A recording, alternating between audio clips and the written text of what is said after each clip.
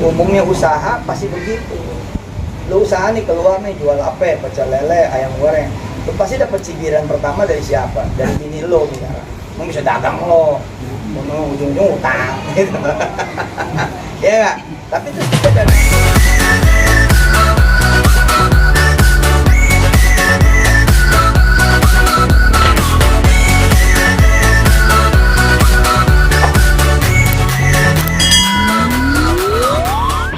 Assalamualaikum warahmatullahi wabarakatuh. Alhamdulillah, berkat doa dari kawan-kawan yang percaya, yang mencintai jamaah semua, santri Darul Quran dan keluarga besarnya, sampailah di tahapan kasasi. Dan alhamdulillah saya dikabarkan oleh tim pengacara kami dengan izin Allah Subhanahu wa taala menang. Ada penolakan terhadap pengajuan kasus dan alhamdulillah tentu ini sangat kami syukuri. Mudah-mudahan menjadi rahmat buat kami sekeluarga, menjadi jalan juga dapatnya ridha Allah Subhanahu wa taala dan ampunannya di kesalahan-kesalahan kami yang lain yang memang kita butuh ampunan Allah dengan jalan berbagai ujian.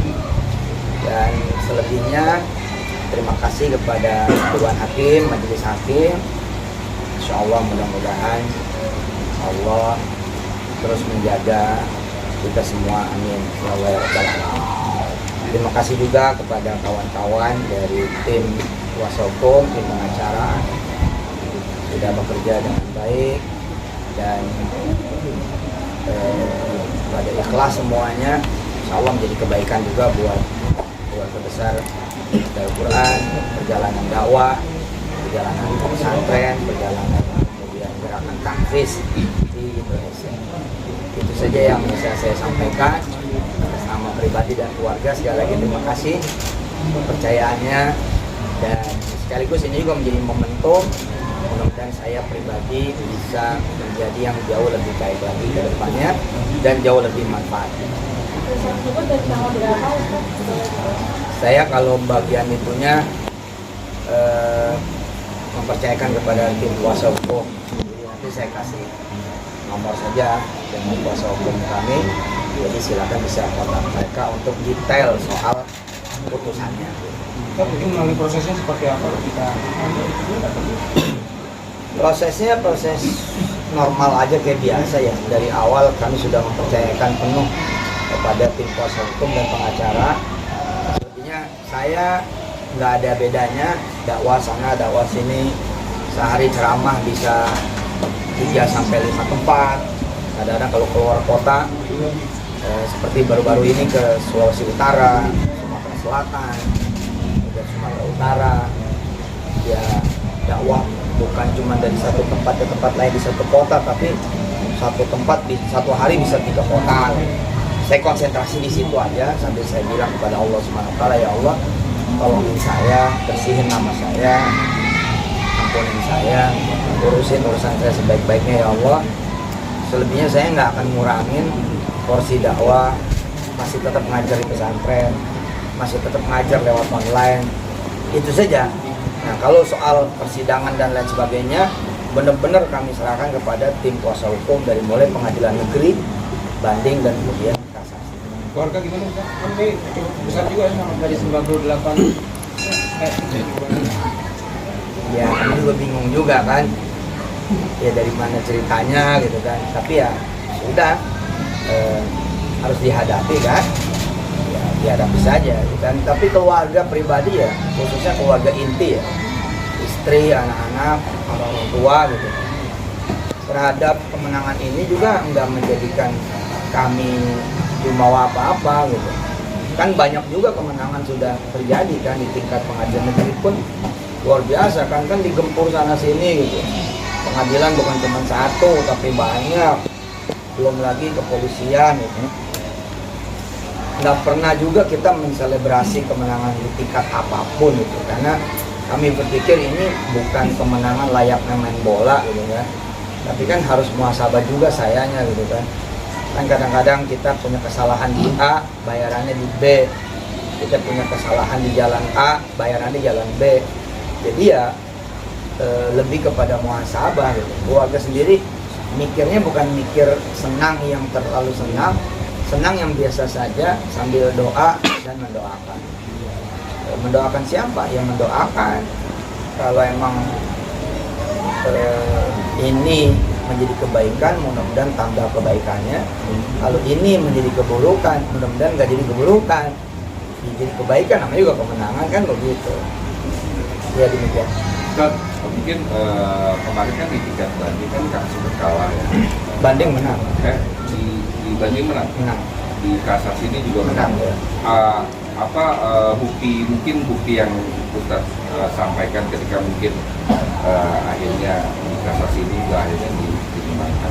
Ya saya ke persoalan materinya itu saya nggak berkenan menjawab, takut salah jawab salah. Saya takut salah jawab.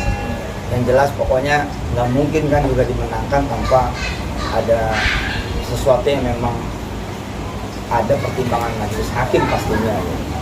Dan ya kita harus percaya gitu ya. Dan saya sendiri sejauh ini tidak ada intervensi apapun ke majelis hakim di pengadilan negeri, banding maupun kasasi.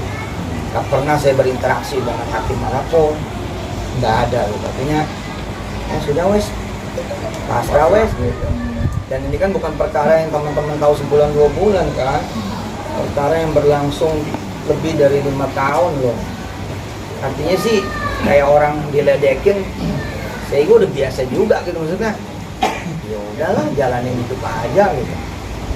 Dan saya kan juga menyiapkan diri kalau memang ternyata ya dianggap bersalah. Dan tapi saya yakin sih nggak mungkin ya, irisannya juga nggak ada gitu. Irisannya nggak ada, banyak kepalsuan, ya apa gitu. Ya sekarang kalau saudara-saudara lihat kan dengan cara menyebar di berbagai kepolisian, menyebar di berbagai kemudian pengadilan, dan orangnya juga itu aja gitu. Rasanya kayak gimana ya gitu. Emang sebahaya apa sih saya kan gitu. Kerjaannya ngajak orang sedekah, ngajak orang kemudian menghafal Quran. Saya nggak menyerang siapa-siapa gitu. Kalau emang ini ada ketidaksukaan karena ada gerakan saya di A, B, C, dan D, ya saya kira kan itu juga pilihan hidup seseorang ya. Ya sudahlah, saya bilang ini tantangan gitu. Toh apa yang saya hadapi masih jauh lebih ringan. Misalkan dengan seorang pendakwa di Amerika misalnya. Ya, pernah dengar kan ada seorang pendakwa di Amerika, imam yang akhirnya dihukum mati kan, disuntik mati gara-gara ada pembunuhan yang direkayasa di kediaman siapa gitu. Padahal majelis hakim mengakui tidak menemukan bukti apapun, dan peristiwanya udah belasan tahun yang lalu juga. Tapi kemudian majelis hakimnya sama gubernur di state di Amerika itu nggak peduli dan tetap dijalankan hukuman mati. Nah kalau ngeliat kayak gitu saya bersyukur aja gitu. Kemudian juga atas kesempatan yang Allah berikan jauh lebih besar daripada apa yang kemudian saya alami. Misalkan ya pesantren masih berdiri dengan kokohnya, santri makin tambah banyaknya, cabang-cabang juga makin banyak. Pak Wirda sekarang sudah memimpin pesantren dengan anak-anak saya yang lain, dan jumlahnya juga hampir 1000 sekarang ini. Jadi ya udahlah, nggak kita keluhkan gitu, melainkan kita bawa doa. Sampai hari ini kami masih yasinan sekeluarga, masih tiap hari yasinan. Bener, kita takut, kita khawatir, tapi ketakutan dan kekhawatiran itu ya kita sampaikan kepada Allah Subhanahu Wa Taala aja gitu. Itu yang kemudian insya Allah menjadi penyelamat gitu. Kenapa juga ada orang yang kena masalah malah harus bersyukur, ya karena jadi tambah doanya kan gitu. Ustadz, ini kan tadi kan Ustadz bilang 5 tahun masalah ini bergulir, lebih dari 5 tahun, dan sampai di titik ini Ustadz menyatakan menang. Dan seperti apa sih Ustadz ketika 5 tahun belakangan kemarin mengganggunya, mungkin kepikirannya tadi takut jaga-jaga jikalau suatu hari nanti ini, tapi pada akhirnya menang gimana Ustadz? Tadi saya bilang kemenangan dan kekalahan datangnya silih berganti di berbagai case. Tapi kan alhamdulillah semua tingkatan hukum di berbagai di berbagai tingkatnya gitu ya, mempunyai proses dan prosedur yang memungkinkan kita membela diri, mengajukan pembelaan. Pokoknya saya sudah sampaikan ke pengacara, ke tim kuasa hukum, ini loh begini, saya begini, ini tidak seperti ini, yang ini begini, dan saya sampaikan gitu. Dan selebihnya bekerja secara normatif saja gitu. Buktinya saya sempat kalah di PN Selatan beberapa waktu yang lalu kan, dan kalah lagi di PN Bogor. Ya bismillah, ya kita terus berangkat ke level yang berikutnya gitu. Dan kita kan juga punya satu lagi mahkamah akhirat kan. Bila di sana mempercayakan bahwa ya udah kalau gitu kita tunggu di akhirat, ya sama aja saya juga tunggu di akhirat begitu. Sudahlah ya kita sama-sama di akhirat begitu. Tapi ya saya minta agar Allah ngampunin. Saya takutnya ya kita manusia tetap ada salahnya di episode apa gitu. Misalkan ada seorang yang maki-maki ibunya, tiba-tiba di kantor maki-maki temennya tanpa sebab, tanpa salah. Kalau dia kemudian bersikeras bahwa wah saya kok nggak salah dimaki-maki, ya benar, pada kasus itu dia benar. Tapi kalau dia muhasabah, ya Allah gue tadi pagi nunjuk ibu gue gitu, tadi pagi gue kesel sama ibu gue gitu, ya akhirnya wajar kalau kemudian dia menjadi dimaki-maki. Nah saya melihat ya ternyata saya tidak luput dari berbagai kesalahan. Jadi saya pikir ya Allah saya terima gitu. Bukan berarti mengakui kesalahan di posisi ini ya, enggak. Maksud saya ya kan kita ada kuasa hukum, ada uji material, ada persidangan yang berjalan tanpa intervensi. Dan sebagian dari mereka kan persidangan itu live Pak. Saya malah nggak pernah bawa kamera loh. Teman-teman kan sempat ngelihat ya, bawa kamera, bawa segala. Dari saya malah nggak ada gitu. Kumara kamera nggak ada, kamera Allah aja lah gitu. Alhamdulillah. Jadi sekali lagi terima kasih kepercayaannya, terima kasih kemudian juga doa-doanya. Insya Allah saya jaga nama ini ke depan, ke belakang saya minta maaf kalau emang ada yang ya miring apa, adalah maafin saya gitu ya. Mudah-mudahan ke depan siapapun jauh lebih baik. Dan kami senantiasa mendoakan jika memang ada korban benar korban dari penipu sebenar-benar penipu, ya mudah-mudahan Allah angkat derajatnya, Allah panjangin umurnya, dan Allah hilangkan kemudian kemarahan, kedendaman dan lain sebagainya. Apalagi sampai salah alamat, apalagi sampai salah alamat, bener aja alamat harusnya kita ya sudah kita redo gitu. Apalagi itu sampai salah alamat kan masalah bahaya gitu. Tapi saya sering bilang sama keluarga, alih-alih minta orang nerima, kita saja yang nerima. Alih-alih minta orang yang sabar, kita aja yang sabar. Alih-alih kita minta orang kemudian ngerti, kita aja yang ngerti. Alih-alih nyuruh orang jalanin hidup, ya alih-alih nyuruh orang kita aja yang jalanin hidup gitu. Ustaz, ini kan bicara tentang hukum, Ya. mungkin menang. Tapi bicara tentang sosial, apakah ada upaya Ustaz untuk bertemu dengan lawan, untuk yuk bicara yuk dengan baik-baik, dengan kekeluargaan, untuk itulah masalah ini yuk kita selesaikan dengan masalah kekeluargaan. Kalau tadi Ustaz bilang Percayalah, kalau ada penipunya yuk kita cari bareng-bareng gitu. Percayalah udah lama saya ingin melakukan itu, tapi responnya selalu super negatif. Dan sekarang belum ngomong apa-apa, rekaman udah di mana-mana. Beda kan zamannya gitu. Kalau zaman dulu kan kita bicara baik-baik, nggak ada handphone, nggak ada HP. Nah pada saat bicara-bicara kayak gitu, saya menghindari kepancing juga. Saya menghindari dipancing dan saya manusia biasa. Ya setelah berbagai upaya, kelihatannya juga ada nawa itu yang berbeda. Saya tidak menuduh, tidak apa, tapi silakanlah lihat sendiri saja. Ya akhirnya benar-benar saya serahkan kepada Allah saja. Nanti cara Allah lah, kalau emang bisa kembali lagi, misalkan dari nggak kenal jadi kenal, yang tadinya kenal lagi, yang tadinya kemudian bersama-sama, mungkin bisa lalu bersama-sama lagi. Allah punya cara, yakin suatu saat. Masa iya sih? Tuh lihat yang pada pilkada, lihat yang pada pilpres, akhirnya juga bareng-bareng lagi kan.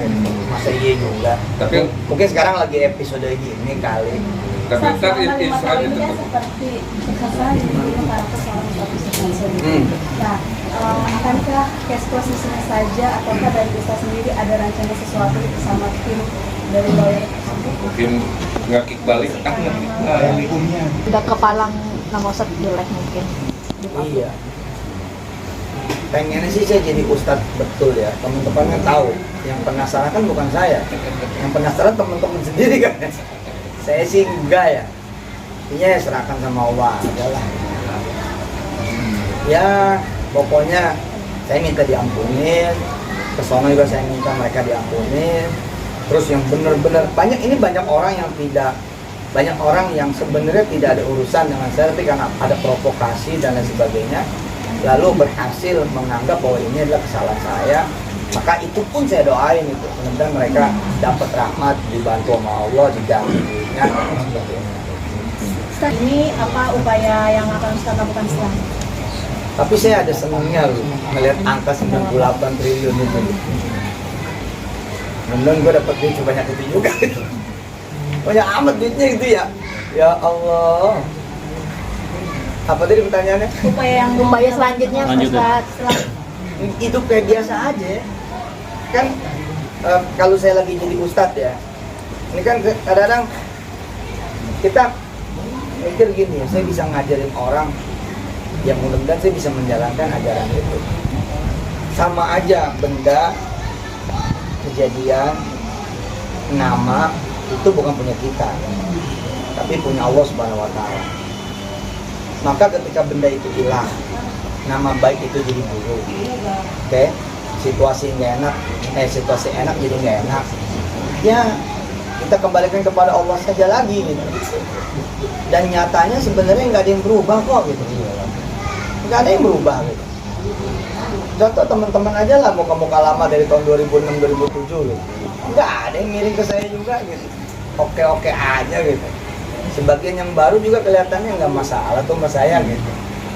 Dan saya bilang ceramah masih di mana-mana. Undangan, saya datang pribadi, masih di mana-mana. Hari ini saya 2 ceramah. Besok ada 3 ceramah. Tanggal 3 udah berangkat lagi keluar kota. Satu kota bisa 4 sampai 5 titik. Jadi kalau dibilang nama jelek, pikiran aja juga kali gitu. Itu pikiran aja namanya diomongin ya kan. Enggak, pesantren tambah banyak muridnya, cabang tambah banyak gitu. Udah gitu. Ya namanya orang salah juga, salah ngomong. Ini mau diapain? Kan mulut orang. Yang kita bisa atur kan kuping kita gitu ya. Kupingnya aja diatur. Kalau kupingnya diatur, maka frekuensi yang jelek-jelek nggak nyampe. Lagian kan yang jelek-jelek nggak kenal juga sama kita. Berarti nggak terganggu ya Ustaz dengan omongan netizen apalagi ya? Dulu terganggu, Oh, gitu. awal-awal sekali gitu. Tapi kan tuh 2000 berapa ya, 2011, jauh sebelum Covid loh. Jadi kalau dihitung sama Covid ya lebih dari 5 tahun. Berarti sekarang omongan netizen gimana Ustaz? Kalau perihal omongan netizen gimana Ustaz? Ya nggak kenal kan gitu. Berarti nggak ambil pusing. Coba lihat di rumah aja ada 140 anak, izin Allah Subhanahu wa Ta'ala ngaji nggak bayar. Terus ada 280 anak di sekitar rumah yang nyantren, tinggal nyantren, bayarannya 200.000, 400.000, udah mau makan tinggal. Sudahlah gitu. Kita meminta netizen kenal semua yang nggak mungkin juga. Ada anak-anak yang baru lahir nggak pernah ketemu saya di TV, kenalnya langsung sosmed, kenalan langsung saya jelek. Ini mau diapain? Oke, mungkin ada usaha kedepannya buat mengembalikan nama baik Ustadz juga. Ya kalau saya ada upaya untuk mengembalikan nama baik, berarti kan percaya nama saya buruk. Apa yang mesti dibalikin? Yang mesti dijalanin adalah kebaikan demi kebaikan, itu jangan dihentikan gitu. Dan jangan juga, ini pelajaran buat saya, jangan juga berbuat baik agar nama saya pulih. Ini jadi jelek dong bos. Masa sih gitu kan ya? Masa sih kita ceramah supaya dianggap gue baik? Masa sih gue ngaji depan orang supaya dianggap baik? Dan kalau kemudian teman-teman berharap saya memukul balik, mengkick balik, nggak bakal ketemu lah. Nggak bakal ketemu. Kalau saya verbal balik aja nggak ada saya, nggak ada. Bener-bener nggak ada. Ustaz, maaf sebelumnya nih. Kan Iya saya maafin. awal ini sekali itu ke depan mungkin pengen fokus dakwah aja dan bisa diturunkan ke legasinya ke anak-anak seperti itu. Semua hal pasti ada ujiannya. Jangankan lu bisnis, lu tidur aja bisa kecetil, tidur bisa jatuh dari ranjang, tidur bisa ketimpa kipas angin.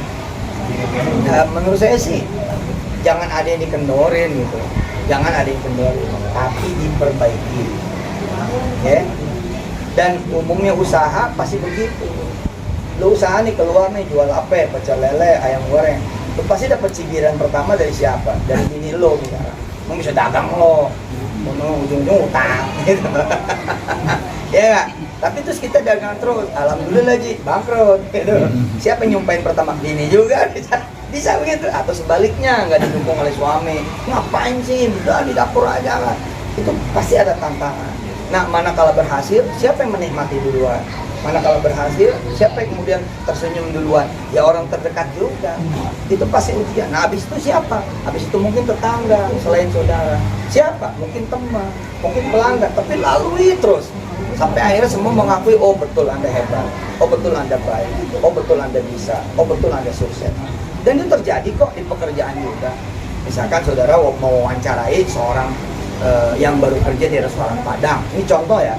Begitu kerja di restoran Padang, Masya Allah, baru kerja hari pertama piring udah pada jatuh. Terus kita wawancara, kapok nggak mas? Kerja di restoran Padang. Kalau dia kapok, ya berhenti tuh sejarah dia. Alhamdulillah dia nggak kapok Ji. Cuma dipotong gaji 3 bulan. Nah di jalan terus nih. Ini kan ceramah saya nih, ini ceramah saya. Begitu kemudian dia jalan terus, alhamdulillah nggak lagi jatuh karena dia hati-hati, apa segala macam. Nah terus dipindah ke bagian kasir. Masya Allah Ji, baru seminggu di bagian kasir, duit hilang. Udah, gaji lagi 3 bulan mau ganti. Tapi dia 2 tahun penuh ditaruh sono, taruh sini, taruh sono, taruh sini. Alhamdulillah ketemu nggak benernya, tapi ketemu benernya. Besok-besok dia punya sendiri warung Padangnya. Tapi kalau dia dulu berhenti, ya selesai. Dia nanti ngambek, tetap "Loh, berjalan." emang udah nggak istilah kalau di saya gini ya. Nah udahlah, gak usah ceramah-ceramah lagi lah. Apaan? Ya kan nggak benar. Berarti nggak kapok. Tapi ini ngomong kayak gini mesti hati-hati nih. Tadi aja berpotensi dipotong tuh. Tadi dia berpotensi, udah lah gue ngomong ceramah lagi. Padahal kan itu ada terusannya deh. Kenapa? Kayaknya begitu. Ya Allah jangan sampai dipotong. Ustadz berarti nggak kapok bisnis ya? Ya enggak lah, bisnis kan bagian dari perjalanan ibadah juga. Nah, saya sering bilang sama teman-teman yang di pasar, bos jangan khawatir Anda kehilangan duha. Karena Anda melayani memang barang yang dari pagi banget sampai johor. Lalu Anda kehilangan duha. Jangan sampai kalimatnya begini, wah kalau gitu mas saya nggak usah dagang lagi lah sebab saya nggak bisa duha. Jangan, karena pahala di pasar bisa jadi lebih hebat daripada pahala duha. Nah pahala duha buat dia doang. Tapi kalau di pasar dia ngelayanin orang, ngelayanin kemudian customer, ngelayanin masyarakat. Jadi bisnis itu adalah sebagai sebuah proses ya dari ibadah dan amal soleh. Jangan dihentiin buat siapapun yang kena masalah, tapi perbaiki. Cakep gak tuh?